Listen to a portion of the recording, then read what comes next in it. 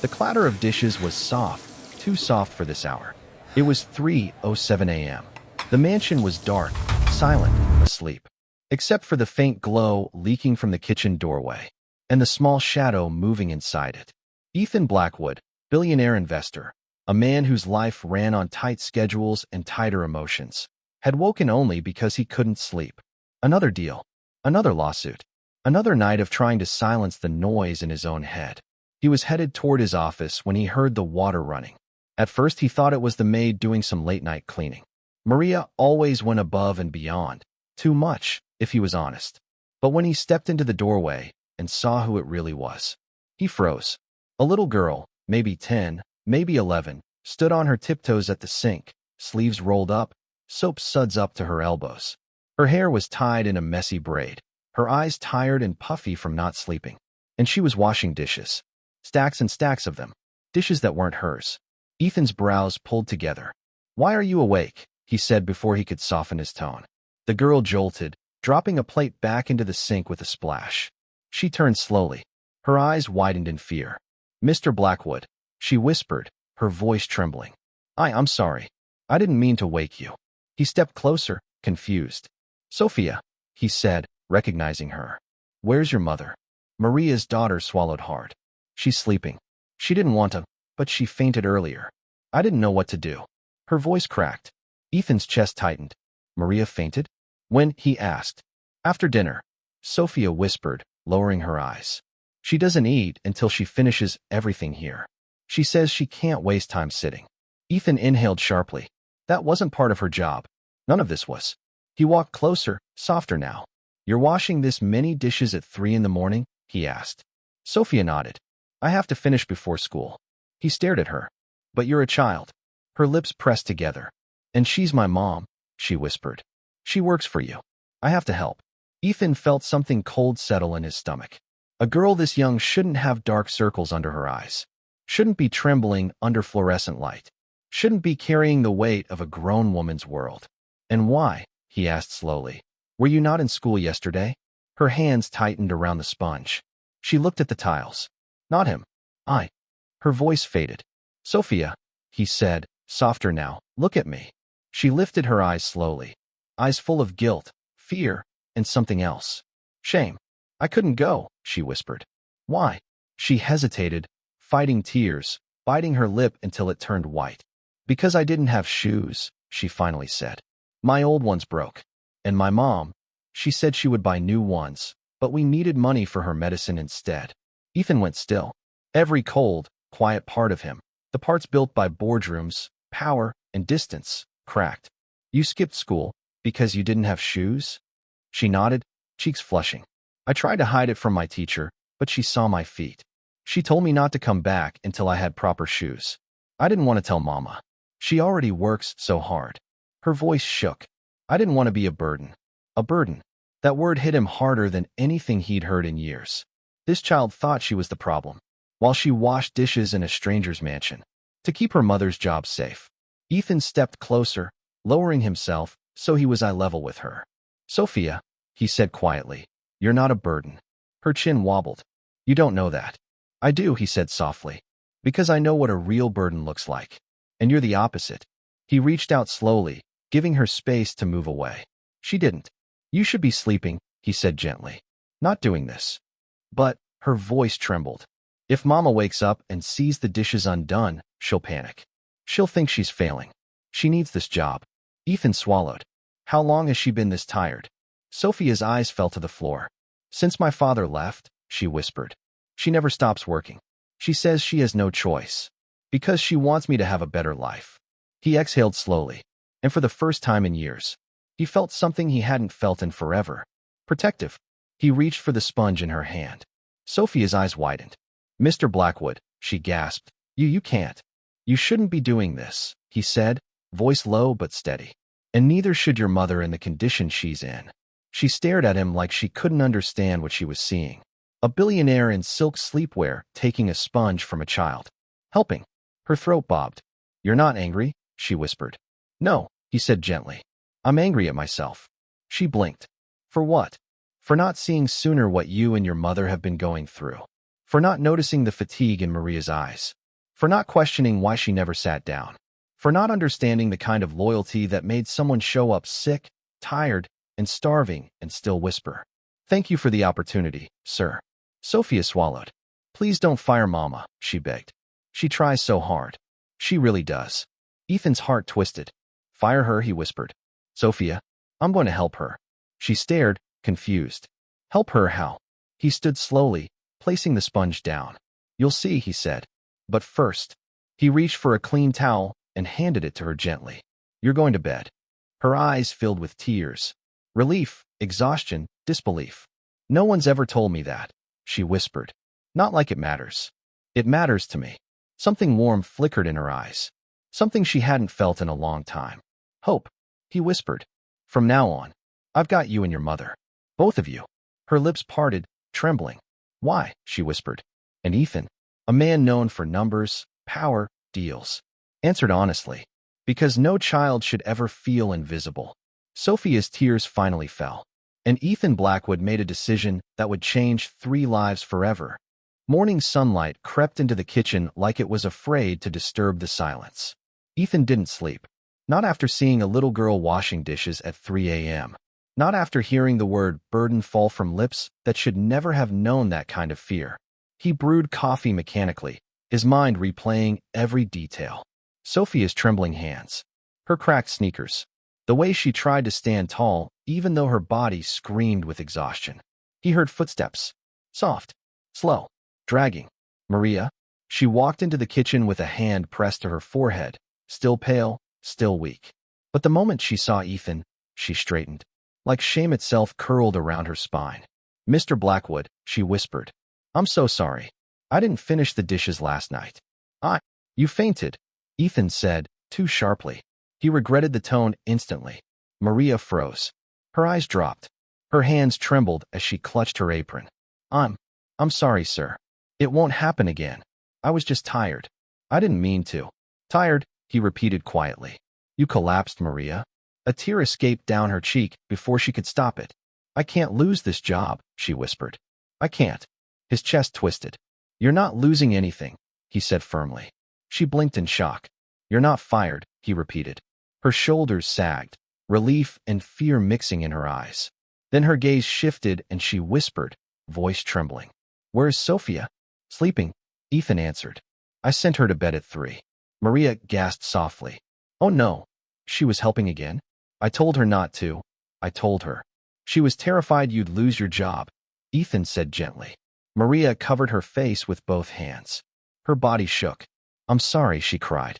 "I didn't want you to know how hard things have been." He moved closer, speaking softly. "Maria, you've fainted from exhaustion. You're skipping meals. Your daughter is too afraid to tell you she needs shoes." Her sob hit the air like a wound bursting open. "She needs everything," Maria whispered, breaking. "And I can't give it to her. I'm failing, sir. I'm failing as a mother." Ethan shook his head. "No," he said gently but firmly. "You're not failing. You're drowning." And he had been blind to it. "Why didn't you ask for help?" he asked softly. Maria wiped her cheeks, embarrassed. "Because people don't help women like me," she whispered. "Single mothers, immigrants, maids. We solve our own problems, or we lose everything." Ethan felt the weight of her truth like a punch. He'd lived his entire life never needing help from anyone. Maria had spent hers praying for help she didn't believe would ever come. He cleared his throat. "I need to show you something." He guided her toward the dining table, where he had placed a small brown envelope. Maria's eyes widened. "What is this?" "Your salary," he said. "Correction, your new salary." She stiffened. I don't understand." "You've been underpaid for years," he said quietly. "At least compared to what you do. And after last night, I realized you're doing twice the work of anyone I've ever hired." Her hands shook as she opened the envelope. She froze. Inside was not a raise, not a small gesture. It was a number that made her swallow hard, tears brimming again. "Sir, I can't accept this. This is too much. This is more than I make in months." "You've earned it," he said plainly. Maria pressed a trembling hand to her lips. I don't understand. Why would you do this for us?" Ethan exhaled, his voice low. "Because last night, I saw a child working herself to tears, and a mother collapsing from exhaustion, all under my roof.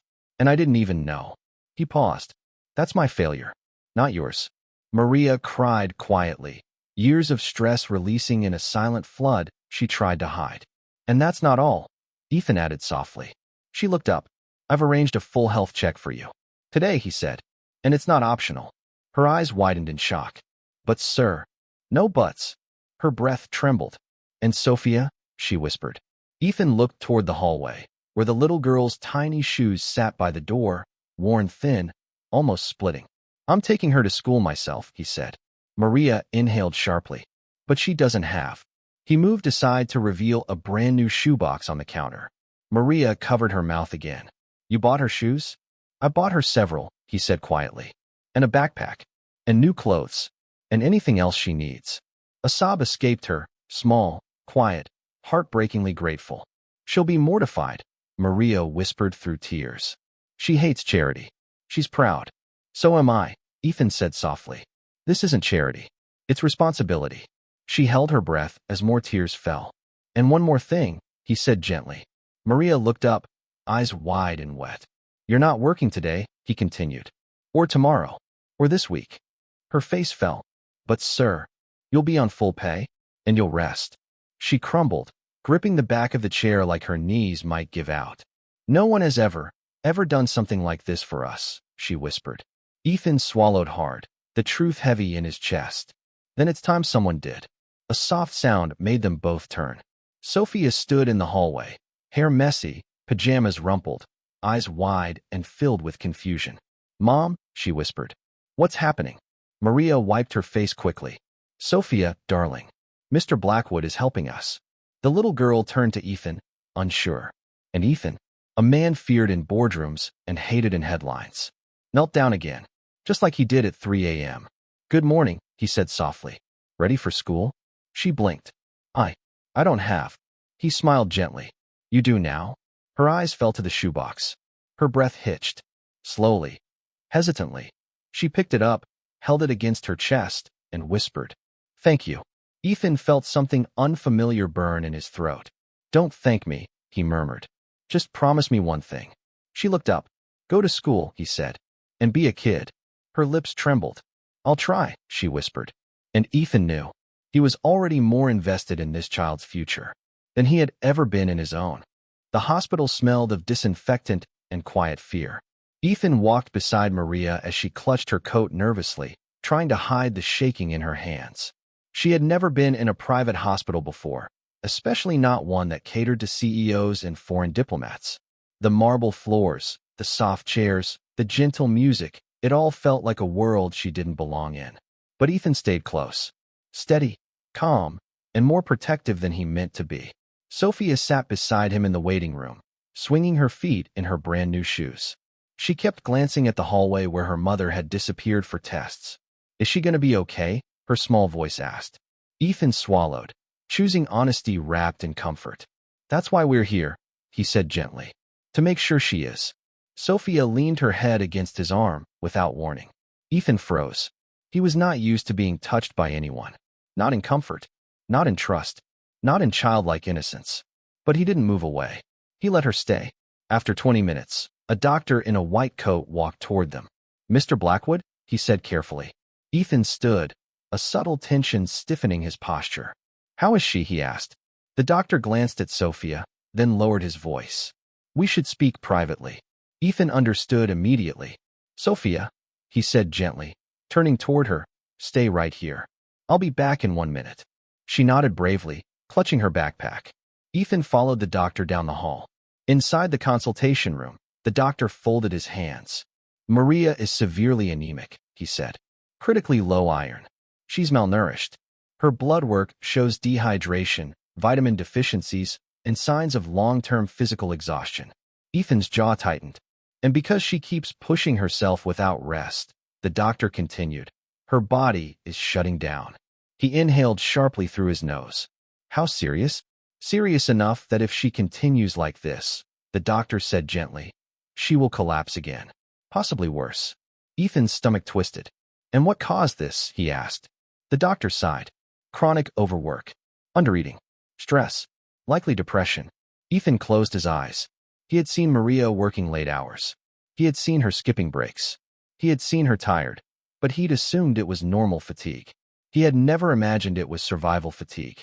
She needs rest, the doctor said, and long-term treatment. Iron infusions, vitamins, therapy, proper meals, and most importantly, time off.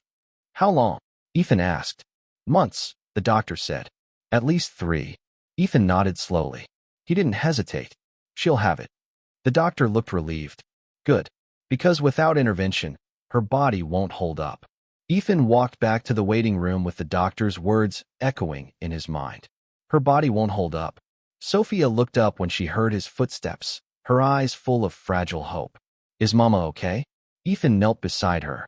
She's going to get better, he said softly. But she needs to rest. A lot. Sophia's little hands twisted together nervously. She can't rest, she whispered. She has to work. We need the money. Ethan's chest tightened. Not anymore. He sat beside her. Listen to me, Sophia, he said softly. Your mother is going to stay home for a while. The doctors will take care of her. And you're going to go to school every day. Tears welled in her eyes. But how will we live? She whispered. I can't work. I'm a kid. Ethan gently tipped her chin up so she would meet his eyes. That's my responsibility now, he said. Her breath caught. Why? She whispered. Because he had failed them. Because he had benefited from Maria's silence. Because he saw himself in a child carrying burdens too heavy for her shoulders. But he said the truth. Because good people deserve someone in their corner. Sophia blinked rapidly, wiping her eyes with her sleeve. And I'm in yours, he said. They waited another hour before Maria was discharged with instructions, medication, and a schedule for treatments. When she stepped into the waiting room, pale but stable, Sophia ran to her and hugged her tightly. Mama, she cried. Maria kissed her daughter's hair. It's okay, mi amor. I'm okay. Ethan stepped closer. Maria, he said gently, you're going home to rest. She nodded. For a day, yes. No, he corrected softly. For months. She stiffened. I can't. I need to work. Not anymore, Ethan said. Maria looked like she might crumble. I can't accept. You're not accepting charity, he said firmly. You're accepting time. Time to heal. Time to be with your daughter. Time you deserve. Her eyes filled. I don't know how to thank you. You don't need to. They headed outside. But as they walked through the parking lot, Ethan noticed something that made him stop. A man stood by a broken-down car, old, rusted, with 2 flat tires. But it wasn't the man that made Ethan pause. It was the look on Maria's face when she saw him. Fear. Deep, visceral fear. The man smirked. Well, he said. Maria, looks like you've been living good. Maria tightened her grip on Sophia. Please, she whispered. Not here. Ethan stepped forward. Who are you? He asked sharply. The man grinned cruelly. I'm her husband. Sophia's body flinched. Maria's eyes filled with terror. Ethan's hands curled into fists. This wasn't exhaustion. This wasn't poverty. This was escape. And this man, this intruder, was the reason Maria had been working herself into the ground. Everything made sense in an instant. The skipped meals, the bruises she hid, the fear of losing the job, the silence. And Ethan felt something rise in him he hadn't felt in years. Rage. Mama, Sophia whispered, trembling, he found us. Ethan stepped in front of them. Protective. Unmoving. Ready. He said one sentence that shifted the entire air around them. They're not going anywhere with you. The man scoffed. And who the hell are you? Ethan stared at him coldly. I'm the man who's going to make sure you never come near them again. And for the first time in his life, Ethan Blackwood didn't feel like a billionaire. He felt like a guardian. The man stepped closer, swagger in his stride, cruelty in his smirk. Rain began to fall, soft at first, then heavier, as if the sky itself braced for what was coming. Maria pulled Sophia behind her. Please, she whispered, voice trembling. Just leave us alone. Her husband, Miguel, laughed under his breath. Leave you alone? After you ran off with my kid? After you stole the little money I had? Maria flinched like the words hit her skin. I didn't steal anything, she said shakily. I left because you. Miguel cut her off. You left because you're dramatic. That's all. And now look at you, living rich with your fancy boss. He shot Ethan a mocking look. Ethan's jaw flexed. I don't know who you think you are, Miguel snarled. But she's my wife. And that's my kid. Sophia whimpered, gripping Maria's shirt tighter. Ethan stepped forward, placing himself between Miguel and the two terrified girls. His voice came out low, controlled, and colder than Miguel expected. "She's not your property," Ethan said calmly. "And your daughter is afraid of you. That tells me everything." Miguel rolled his eyes. "Oh, please. I just want what's mine." Ethan's eyes darkened. "Nothing here belongs to you." The rain grew heavier, pooling on the cracked pavement. Miguel's bravado faltered for a split second, but then anger flared again. "You think money makes you powerful? You think you can take my family? I'll drag them back myself if I have to." Maria shook her head violently. "No. Please, not again." Miguel snapped. "You don't get to say no." He lunged forward, and Ethan's hand shot out instantly, grabbing Miguel's wrist midair. He squeezed, just enough to stop him, not enough to start something worse. Miguel froze. Ethan's voice was quiet, too quiet. "If you touch her again," he said, leaning in just slightly, "I will bury you in court so deep you will never see daylight." Miguel tried to pull back. He couldn't. "And if you even look at this child wrong," Ethan continued, "I will make sure every ounce of power I have is used to protect her." Miguel's bravado cracked. "You can't." "I can," Ethan said. "And I will." He finally released Miguel's wrist. Miguel stumbled back, his confidence dissolving like the rain soaking into his clothes. "You'll regret this," he spat, but even his voice shook. "No," Ethan replied. "You will." Miguel looked between Ethan and Maria and tiny Sophia clinging to her mother's waist. And for the first time, he realized he had no power left. He turned and stormed off, muttering curses that disappeared in the roar of rain. When he was gone, Maria collapsed to her knees, sobbing into her hands. Sophia fell with her, wrapping her arms around her mother. "Mama, Mama, he's gone," she whispered. "He's gone." Ethan dropped to a knee beside them, not touching, not intruding, just there. Present. Protective. Maria lifted her tear-streaked face to him. "You didn't have to do that," she whispered brokenly. "You didn't have to protect us." Ethan swallowed, emotion thickening in his throat. "Yes," he said softly. "I did." "Why?" she whispered. "Why would a man like you care about us?" Ethan looked at Sophia, this brave little girl who worked at 3 a.m., who carried the weight of 2 adults on her tiny shoulders, who apologized for needing help. And then he looked at Maria, who had been drowning quietly for years, unnoticed, unheard, unseen. His answer was simple, honest, painfully true. "Because no one cared about me when I was a kid," he said. "And I know what it feels like to need someone who never comes." Maria stared at him, tears streaming down her face. "Mr. Blackwood." "Ethan," he corrected gently. "Just Ethan." Sophia leaned her head against his arm. "You saved us," she whispered. Ethan blinked hard. "No," he said softly. "You saved yourselves. I just refused to let someone hurt you again." Maria's sob turned into a soft, grateful laugh. When they had calmed, Ethan stood and extended a hand to both of them. "Come on," he said. "Let's go home." They took his hands, not because he was their employer, not because he was a billionaire, but because, for the first time in their lives, they trusted him. Weeks passed. Maria rested. Sophia returned to school, every day, shy but smiling in her new shoes. Ethan arranged tutors, therapy, and a full scholarship for her future. He handled the legal case against Miguel quietly, thoroughly, ruthlessly. And he made sure Maria would never need to work herself to collapse again. But something else happened too, something he hadn't expected. They became a family. Not instantly, not perfectly, but slowly, softly. They filled the empty spaces in each other's lives. Ethan found himself waiting to hear Sophia's stories from school. He found himself checking on Maria's health with genuine concern. He found the mansion less silent, less cold, less lonely. And one quiet morning, as the sun filled the kitchen with gentle light, Maria set breakfast on the table and whispered, "You didn't just help us, Ethan. You gave us a life I never thought we deserved." He shook his head softly. "No, Maria. You always deserved it. I just finally noticed." And Sophia, eyes bright, hair in a tiny braid, hugged him tight around the waist. "Thank you for seeing us," she said. Ethan closed his eyes. "Thank you for letting me," he whispered. Because kindness doesn't just save the person receiving it. Sometimes, it saves the one giving it too. If this story touched your heart, share it.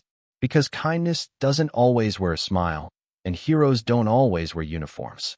Sometimes, they walk in covered in dust. carrying stories that could change your heart forever.